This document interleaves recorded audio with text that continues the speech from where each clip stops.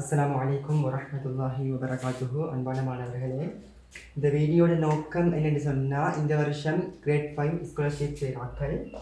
அவங்களுக்கு இருக்கிற இன்னும் 2 மாதம்.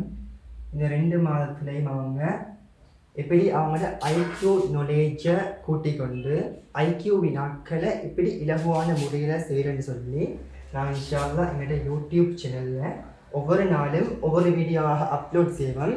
நீங்கள் இதை உங்களோட பெற்றோர்ட கண்காணிப்புக்கு கீழால் இருந்து பார்த்து பயனடைஞ்சு கொள்வதோட உங்களோட நண்பர்களுக்கும் இதை ஷேர் பண்ணி கொள்ளுங்க.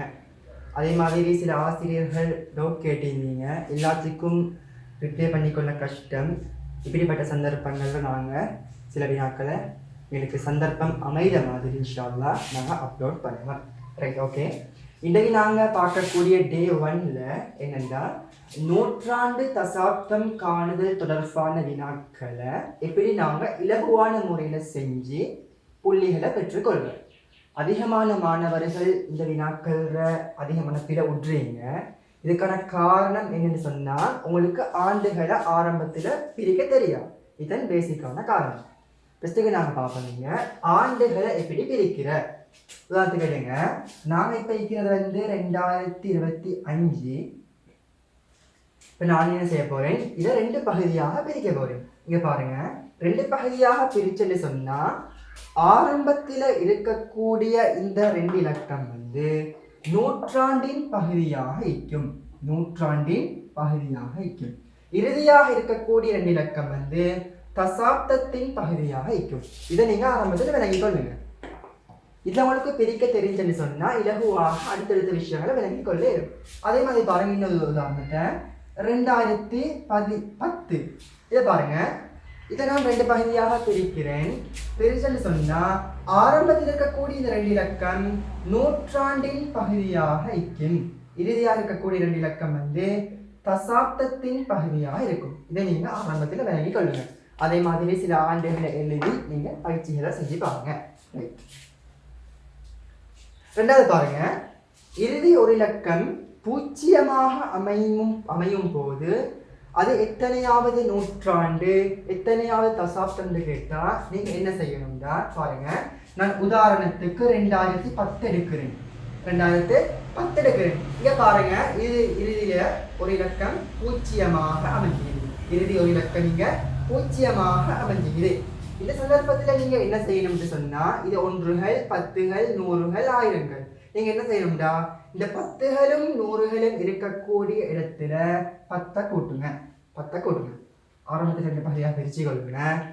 இங்கே பாருங்க, அப்போ இங்கே 21 வரும், இங்கே 1 வரும். அப்போ பாருங்க, 2010 சொல்றது 21வது நூற்றாண்டின் 1வது தசாப்தமாக இருக்கும். அதே மாதிரி பாருங்க, இன்னொரு உதாரணம் எடுக்கிறேன். 1970. பாருங்க, ஆரம்பத்தில் 2 பகுதியாக பிரிக்கிறேன். நூற்றாண்டின் பகுதி, தசாப்தத்தின் பகுதி. என்ன செய்யணும், இப்போ நாங்கள் 10களும் 100களும் இருக்கக்கூடிய இடத்துல 10 கூட்டுறேன். பாருங்க, அப்போ 20 வரும், 7 வரும்.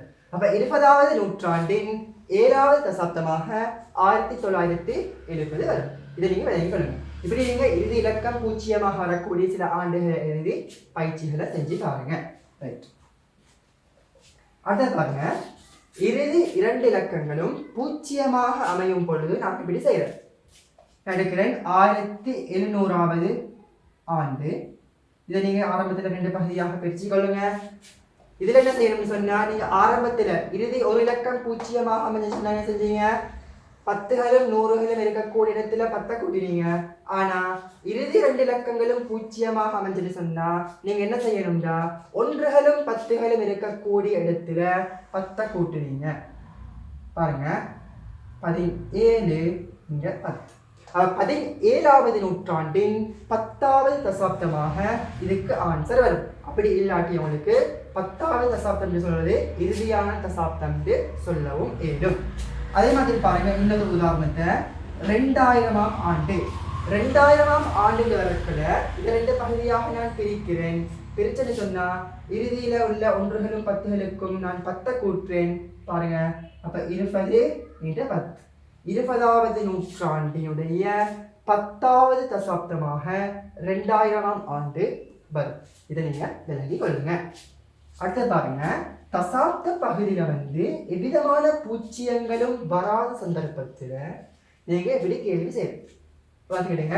1948 இதை நான் 2 பகுதியாக பிரிக்கிறேன். பிரித்து கொண்டு ஆரம்பத்தில் செஞ்ச மாதிரி இல்லை, ஒவ்வொன்றுக்கும் வித்தியாசமாக நீங்கள் கூட்ட வரும். இங்கே பாருங்க, தசாப்த பகுதியில் எவ்விதமான பூச்சியங்களும் வரல.